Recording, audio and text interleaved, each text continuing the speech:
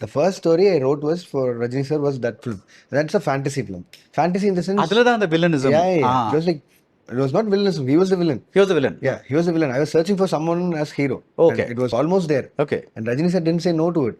Everybody said yes. I said no for that story after a point, knowing that it's going to take me for at least 1.5 to 2 years. நான் அந்த இடத்துக்கு அரைவாய் floors போறேன்.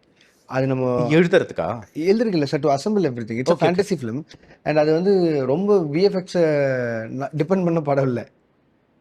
நிறைய பேர் நம்பின படம். ஆர்டிஸ்ட்லேருந்து பெரிய க்ரௌட், ஹியூஜ் இது, அந்த ஃபேண்டசி நம்பின படம். எனக்கு ரஜினி சாரோட ப்ரைம் டைமை வேஸ்ட் பண்ண வேணாம்னு தோணுச்சு அந்த டைமில். ஸோ அதுக்கப்புறம் நான் ரஜினி சார்ட்ட ஒரு நாள் காலையில் கூப்பிட்டு இந்த மாதிரி, sir I don't think this is not the right time to do that film, but I have an other story, I come an narrative. That's when this happen. So to answer your that question, if that villanism was all I want to show, it will definitely be மூன்று முடிச்சு. அதுதான் example அதுக்கு மேல போக முடியாது. நீங்க அதுல அவர் அந்த ஓடத்துல போயிட்டு இருக்கும்போது ஒரு பாட்டு பாடுவார்ல, நினைவலைகள், அது நீங்க இன்னும் போய் பாருங்க. வசந்த கால நதிகள்ல when MS விஸ்வநாதன் வாய்ஸ்ல வந்துட்டு when ரஜினி starts sing, ஐயோ chilling moment. அதுவும் வில்லனுக்கே வந்து கொஞ்சம் நீங்க யோசிச்சு பாருங்க, அந்த படத்துல வில்லனா இருக்காரு, ஹீரோ இறந்துடுறாரு.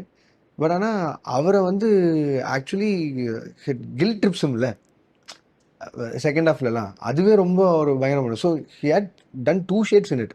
அண்ட் எனக்கு அவர் வில்லனிசம் கார்ட்டூன் நினச்சி அந்த படத்தை வச்சு தான், அதை வச்சு தான் சொன்னது. ரஜினி சார் என்ஜாய்ட் இட், அந்த ஸ்டோரி கேட்டு. But somehow it didn't happen. And that's how we ended up with this.